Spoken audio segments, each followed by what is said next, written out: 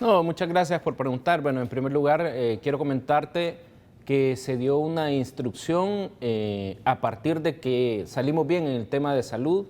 Yo me recuerdo que el presidente en alguna reunión dijo, así como en medio de la pandemia, así como vamos a salir, si Dios permite, bien en la salud, así nos vamos a enfocar en su momento al tema económico. Y entonces, pues ese momento se dio a partir de febrero, bueno, comenzamos el año pasado, pero a partir de febrero, marzo, se dio una instrucción que nos dedicáramos a tiempo completo a la coordinación de las 52 leyes que pronto las anunciará el presidente.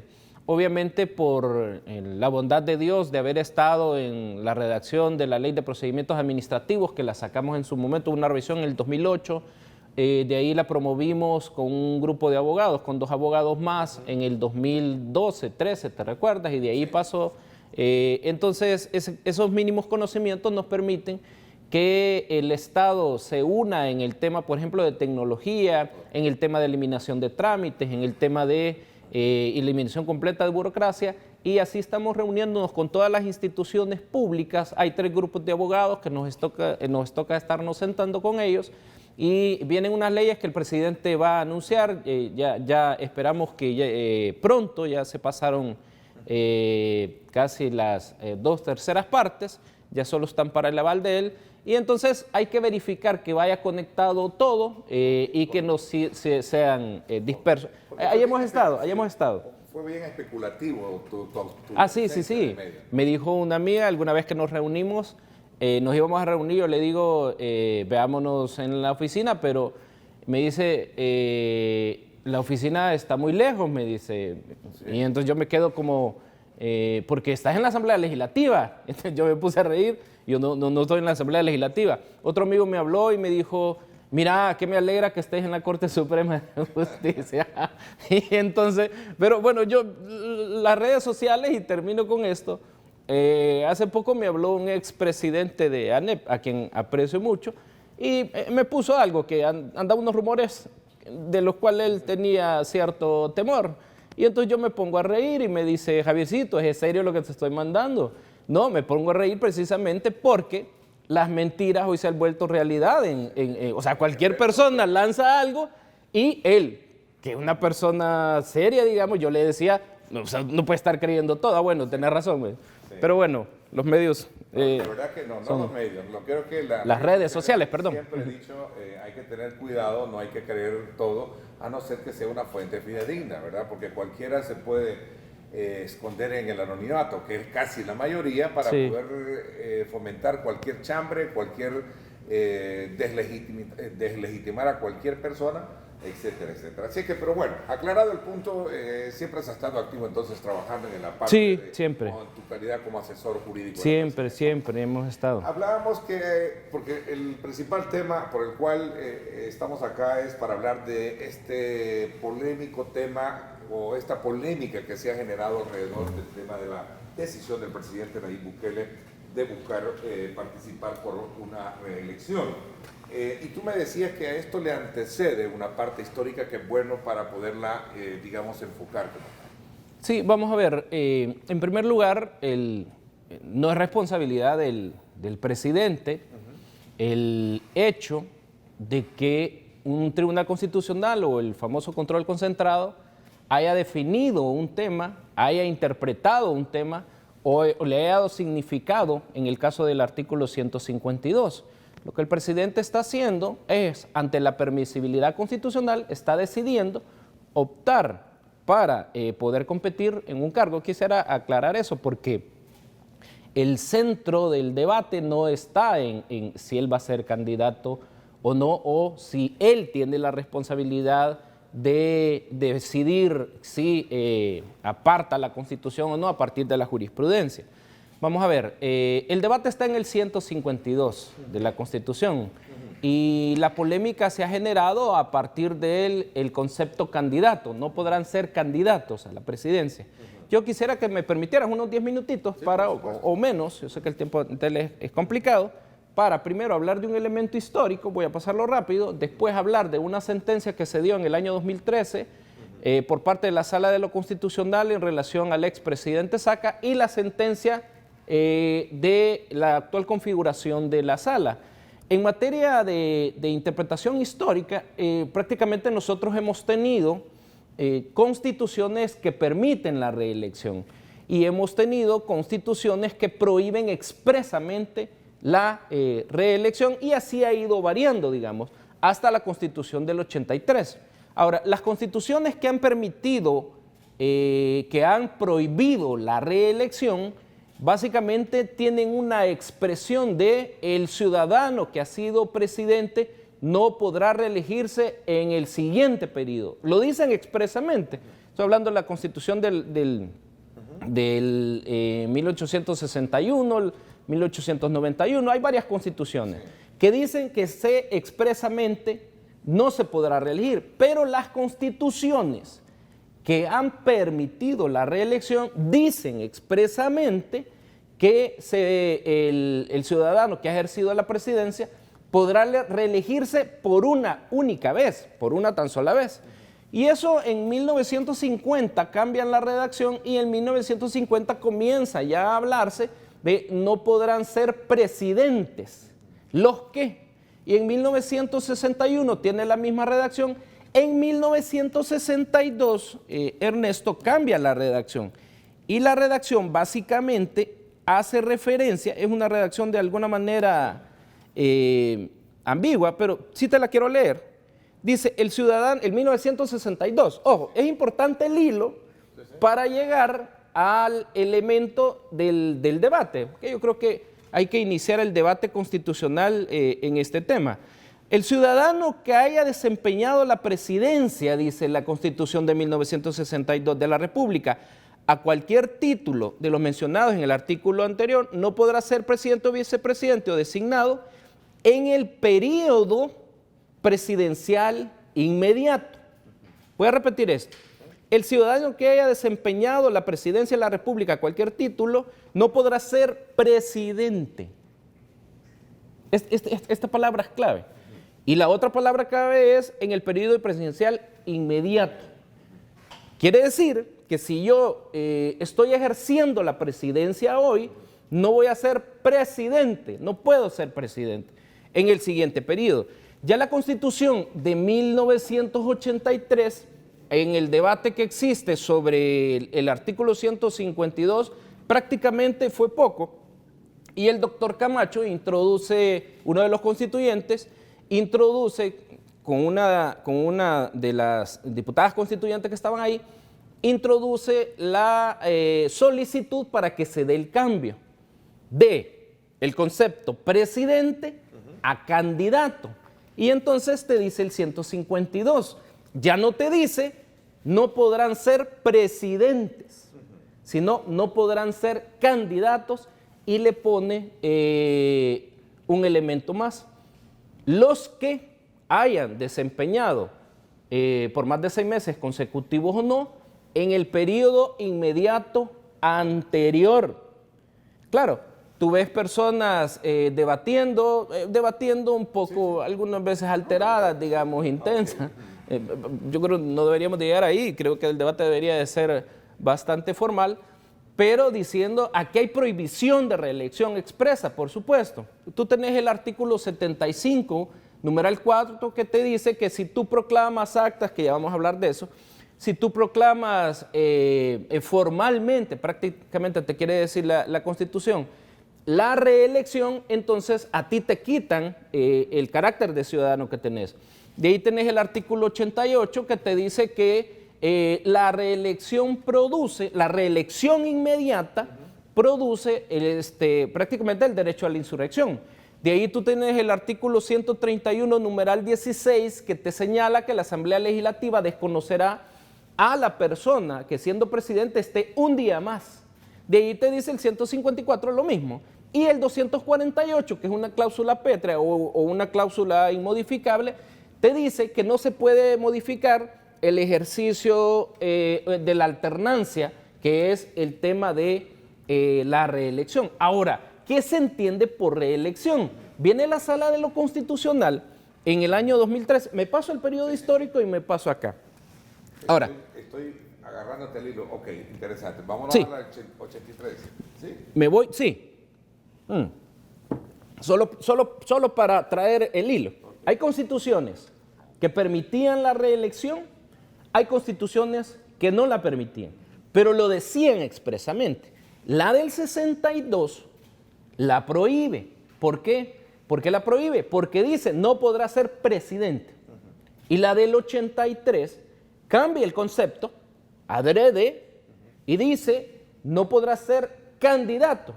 ¿El qué? En el periodo, y me ingresa un elemento inmediato anterior, entonces, que ese es el debate, ¿verdad? Ahora, viene la sala de lo constitucional, y lo digo con respeto a lo que voy a decir, hay muchos que dicen, es claro esto, y la reelección no es permitida a partir de los artículos que te digo, pero dice la sala de lo constitucional en el año 2013, la sala que le denominaban la sala de los magníficos, a muchos que le denominan así, pues esa sala, casualmente, desde la página 13 de la sentencia de inconstitucionalidad, la 163-2013, que hacía referencia a la candidatura del presidente Saca, desde la página 13 empieza a señalar una serie de temas, que es una interpretación. Pero esa sala también precisamente dice que el artículo concreto de si hay reelección o no es el 152. ¿Qué significa esto? Que el artículo fuente de interpretar todas estas disposiciones de despliegue, de protección de la reelección, son a partir del 152. Por supuesto, si tú proclamas actas, te dice que se te va a quitar la ciudadanía, se te da el derecho de insurrección si una persona se queda un día más. Por supuesto que es cláusula petra, pero ¿de dónde viene? Dice la sala, el artículo concreto que habla de si hay reelección o no, o si hay candidatura permisible o no, es el artículo 152. Ahora, quedándome en este punto, te voy a leer algunos párrafos, porque desde la página 13, la sala de lo constitucional de ese momento, empieza a decir, mire, aquí hay una ambigüedad tal que el constituyente no quiso decir eso, y empieza la sala de lo constitucional a estirar ojo, no lo estoy diciendo que fue malo, a estirar la interpretación del periodo inmediato anterior, y te le voy a leer un par de frases únicamente. Y precisamente a eso quisiera llevar, y lo importante aquí es el debate técnico jurídico constitucional. Por eso es importante el hilo histórico, venir a esta sentencia, que es la que ha hablado referente a eso, pero esta sentencia comenzó hablando y yo creo que es importante leerla, desde la página 13, que hay dos conceptos, el concepto de disposición y el concepto de norma. El concepto de disposición es el carácter lingüístico que tiene algunas disposiciones de la Constitución, es decir, es el texto, y la norma es la interpretación que cualquier tribunal constitucional saca. Ahora, tú no has visto tanta sentencia, y lo digo con propiedad, no has visto tanta sentencia como la que te estoy señalando, que se saca en el 2013, donde la Sala de lo Constitucional empieza a señalar frases de que existen muchas ambigüedades en la disposición, es decir, en el texto, existen vaguedades en el texto, no te dice no es claro, sino que te termina diciendo que la respuesta al problema no puede basarse y su solución no puede basarse en ese texto. Tiene que haber otras disposiciones que integren.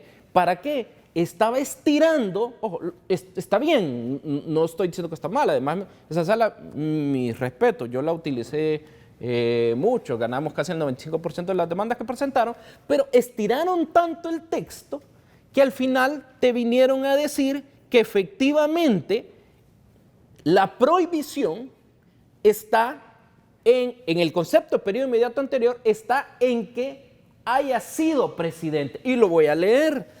De este modo, en la página 23, de este modo, un candidato a dicho cargo, a presidente, no debe haberlo ocupado en los últimos periodos presidenciales anteriores al que pretende desempeñar, y empieza a hablar otros temas. Por ejemplo, hay otra frase que te dice Sobre esto último es importante notar que en los calificativos inmediato anterior, la duda o ambigüedad interpretativa surge porque el elemento referido no está expresado literalmente o enseguida. Y lo último, cabe, con base a lo anterior, la expresión periodo inmediato anterior, dice la sala, debe relacionarse con la situación jurídica de presentarse como candidato, de modo de referirse al periodo presidencial que antecede. Y ahí empieza a dar las justificaciones. Ahora, si eso es así, la sala de lo constitucional, donde hizo muchos temas de país controvertidos, el tema del 125, que la Constitución dice de que los partidos políticos son el único medio, dijo no, no son el único medio, también pueden ingresar candidaturas independientes. Hay muchísimo tema que la sala dio, que lo hace un tribunal constitucional. Aquí tiene tanta duda y dice, ese artículo está tan ambiguo que el legislador constituyente termina diciendo, no quiso decir eso, pero al final dice, el legislador constituyente sí se le puede dar el elemento que la prohibición está en que no haya sido presidente, y yo te lo leí. Por eso el debate constitucional debe ser alrededor de las dos sentencias. Si esta sentencia te dice, sí, la prohibición está en que no haya sido presidente, y al final termina diciendo que la prohibición es de 10 años sin justificarla mucho. Ahora. Incompatibilidades y luego viene inhabilidades. Y las inhabilidades, que son dos cosas diferentes. Ahora, lo importante de esto, Ernesto, es que si esa sala dijo, aquí hay un problema de redacción, el problema del constituyente, ojo, y ya muchos dicen, está bien claro, bueno, pero la sala tuvo tanta duda que ocupó casi 15 páginas para justificar, que al final terminó diciendo que sí era cierto, el periodo inmediato anterior se refería a que fueras presidente anteriormente. Viene esta sala de lo constitucional, y con esto voy cerrando, digamos, la parte de la permisibilidad, ni siquiera de interpretación, la permisibilidad de la lectura de la norma que hizo la sala. Termina esa sentencia y queda prohibido ya no solo para 5 años el volver a ser candidato, sino que queda prohibido para 10 años, sin justificación mucha, digamos. Por eso es importante leerse esa sentencia. Viene un abogado, lo puedo mencionar con todo el respeto, Enrique Anaya Barraza, y presenta una demanda, le podemos llamar así, de pérdida para una ciudadana que sale diciendo que el presidente debería reelegirse. Viene la sala de lo constitucional anterior, la que los magistrados que fueron destituidos de esa configuración admiten la demanda y le dicen, mire, no le voy a dar la medida cautelar porque no existen suficientes elementos, todavía le dicen, porque lo que presentó fue capturas de pantalla, lo que presentó fue fotocopias de periódicos, según la admisión del diario El Mundo, creo que fue, y a partir de eso la sala admite el tema de si es procedente la pérdida de ciudadanía porque ella estaba señalando el tema de la reelección. Cuando entra esta sala de lo constitucional o esta configuración, viene y tenía que darle una respuesta al abogado. Y la respuesta que le da al abogado es primero el análisis como un sistema sancionatorio, es decir, tú proclamas actas, tú proclamas la reelección y por tanto te voy a sancionar con la suspensión de derechos.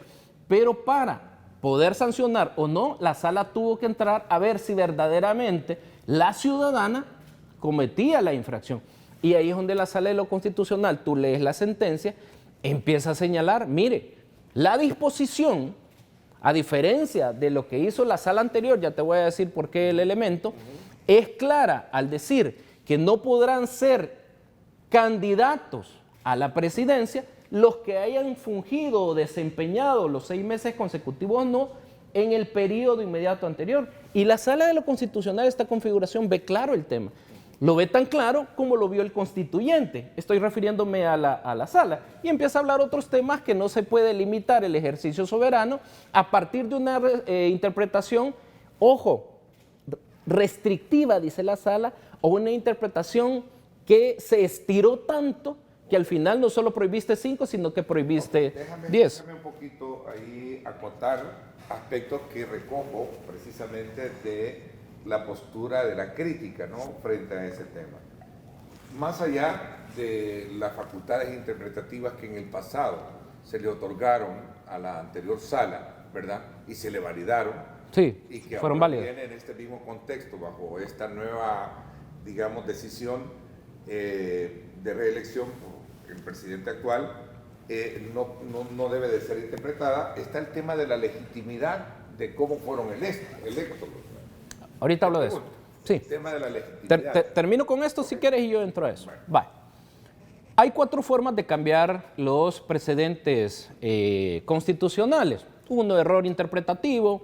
2, el tema del cambio de configuración. Entran otras corrientes de pensamiento jurídico, falta de cambio en la realidad normada, y hay otro elemento más. Entonces viene la sala y uno de esos criterios lo utiliza y dice, mire, aquí hubo un error interpretativo de parte de la anterior sala. ¿Era válido lo que decía la anterior sala? Sí. Si es la sala de lo constitucional. ¿Se pueden cuestionar las decisiones de una sala de lo constitucional? Las sentencias de la constitucionalidad han dicho que los límites de la interpretación constitucional de un control concentrado, esto es, en este caso la sala de lo constitucional, es la sociedad. Y hay una sentencia que es la 14-2011 que dice que todos somos una sociedad de intérpretes. Todos somos intérpretes de la Constitución, pero el único que puede concretizar una disposición a través de una norma, a través de la interpretación, es la sala de lo constitucional. Dijeron los mismos magistrados. Es decir, que es válido, Ernesto, que la sociedad se interprete, que hayan debates constitucionales. Entonces, viene esta sala y dice aquí hay un error interpretativo. ¿Por qué? Porque la disposición, el constituyente, fue claro al señalar que una persona puede ser candidato siempre y cuando no haya sido presidente. De ahí viene el despliegue de disposiciones de protección que en la alternabilidad en el ejercicio de la presidencia. ¿Por qué? Porque solo puede ser candidato una vez más. Quiere decir que si el pueblo le da la venia, que es el caso del presidente Bukele, que tiene que cumplir todos los requisitos de inscripción, tiene que cumplir todos los elementos referentes a un partido político, y al inscribirse, someterse a la venia o no del pueblo salvadoreño a través del ejercicio, el sufragio activo, entonces sí queda, le dice el constituyente, según la sala, hasta ahí. Y de ahí viene el sistema de protección. Vamos a ver, hay una serie de sentencias, específicamente la de la Corte de Cuentas habló ya en detalle de eso, que los funcionarios públicos, el principio de legalidad, a diferencia de los particulares, no tienen derechos, ni prerrogativas, ni privilegios, tienen competencias. En tanto no exista la competencia, tú no puedes hacer nada. La Asamblea Legislativa, y hay competencias, reserva de ley material y reserva de ley formal, se le llama reserva de ley material, es las competencias que la Constitución da directamente, en este caso a la Asamblea Legislativa. Una de las competencias habilitadas para la Asamblea Legislativa, expresamente fuera del 131, es la que le señala que podrá elegir magistrados, así como destituirlos con las 2/3 partes. Ahora, hay una frase que te dice ahí por las causas previstas. La Asamblea Legislativa lo que hizo es, vamos a ver, yo en primer lugar te quiero decir, y lo he dicho públicamente, lo dije en el caso de la reunión con los embajadores. A mí me parece que al documento de la Asamblea, cuando lo escuché, le faltó mucho. Lo digo con todo el respeto del equipo de abogados, mis respetos, que lo armó, le faltó mucho porque las infracciones a la Constitución por parte de los magistrados, que además venían derivadas de la sentencia de inconstitucionalidad cuando destituyeron a Salomón Padilla, que es la figura del funcionario constitucional, las infracciones eran más el apartarse de la protección del derecho fundamental de la salud, cuando había mucha jurisprudencia que había que tomar medidas extraordinarias, cuando declararon inconstitucional el estado de emergencia, cuando declararon inconstitucional todo el sistema de protección de la salud. Entonces yo he dicho que le faltaron. ¿Por qué digo eso? Porque sí había que destituirlos, porque sí cometieron una infracción. Entonces, ¿está o no? Ese es el punto. ¿La competencia para la Asamblea Legislativa de destituir a los magistrados? Sí, lo dice expresamente la Constitución. A partir de eso, la Asamblea Legislativa, no el presidente de la República, la Asamblea Legislativa, en un acto formal, solemne y público, destituye a los magistrados e incorpora a otros. ¿Son legítimos, sí o no? Por supuesto que son legítimos. Claro, tú podrás decir que no, sos intérprete, sos parte de la sociedad de intérpretes, pero no tenés la última palabra, como yo. A mí no me puede gustar una resolución, pero quien termina decidiendo, según las competencias, es la Asamblea Legislativa y la Corte Suprema a través de la Sala de lo Constitucional. Y termino con lo siguiente. Tan legítimas son que ya fueron usadas algunas resoluciones por parte del Procurador de Derechos Humanos, fueron usadas por los mismos, yo no sé cómo llamarles, si oposición o abogados contraparte del gobierno, no lo estoy diciendo con mala intención.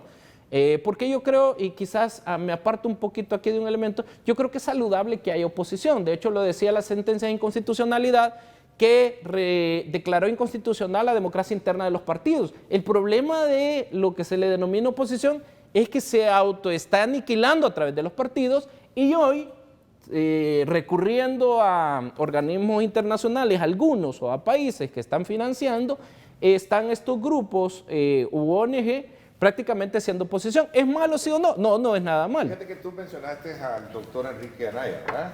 Tú lo mencionaste, y en vista de eso también hay una reacción de él y dice, ya que el asesor está mintiendo, dice, cabe aclarar, no hay ninguna sentencia que lo autorice la reelección presidencial. Los usurpadores firmaron una resolución de sobreseimiento sin efectos generales, que era el elemento que estabas explicando, ¿no? Él en principio es constitucionalista, aunque muchas sentencias le han dicho que la parte argumentativa es importante para una demanda y se las han rechazado, como el caso de los impuestos a los licores, como el caso de otra sentencia, unas demandas que metió y la sala le dice, mire, hay elementos argumentativos necesarios. ¿Por qué estoy diciendo esto?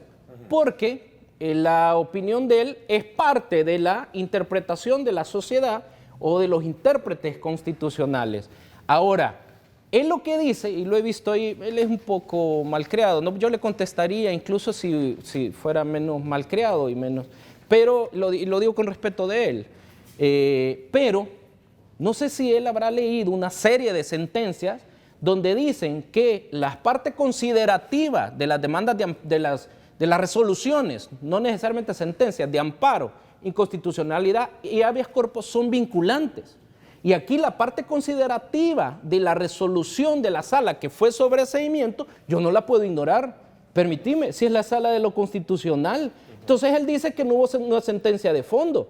Claro, no hubo una sentencia de fondo porque no argumentó bien. No hubo una sentencia de fondo porque la misma configuración anterior le dice, usted solo ha presentado screens o fotocopias. El presidente para la reelección deberá renunciar 6 meses antes, ¿no? Quiero terminar Hoy con que esto. anunció él su decisión. Y quiero terminar con esto. Sí. Gracias al abogado Enrique Anaya Barraza, hoy el presidente Bukele, y gracias porque la población sin duda también debe estar agradecida con él, hoy el presidente Bukele puede inscribirse como candidato y el pueblo salvadoreño puede decidir si sigue o no. Gracias a esa activación que quiso eliminar o quiso quitar de ser ciudadana salvadoreña a una persona, la sala se pronuncia y se pronuncia sobre el tema de la supuesta infracción de cuándo es reelección o no. Yo creo que también invitar al abogado Enrique Anaya Barraza que haya un debate constitucional, si no es malo. Yo creo que lo malo es ser malcriado y atacar a las personas de forma peyorativa. Pero bueno, el tema entonces está, Ernesto, que el presidente sí se puede inscribir según la sala de lo constitucional, el máximo intérprete. La disposición es clara, periodo inmediato anterior, si fue presidente allá, entonces no podrá ser candidato. Él no ha sido presidente, dice la sala, y entonces el pueblo salvadoreño puede decir. Respecto de los 6 meses, lo que dijo la sala es que él tenía que pedir una licencia. Es decisión de él, supongo lo dirá en su momento, si renuncia o solo pide licencia. La permisibilidad constitucional que se le ha dado es pedir licencia. Y ahí está la resolución. Ok, en conclusión, existe toda una herramienta válida jurídica de interpretación para poder dar luz verde a lo que ya el presidente tomó como decisión. Existe vamos a ver, una herramienta no del presidente, existe una herramienta del constituyente La Sala de lo Constitucional dice, esto es ambiguo y de hecho no puede prohibirse a partir de ese artículo, ¿por qué? Y esta sala viene a decir, no, no es ambiguo, aquí está claro lo que el constituyente dijo. Y bueno, de ahí que creo que es necesario, como decía Félix, el vicepresidente, que se hagan los debates constitucionales. Como te insisto, la sentencia 14/2011 habla de la sociedad de intérpretes, pero la única que tiene la decisión final es la Sala de lo Constitucional, para bien o para mal de muchos.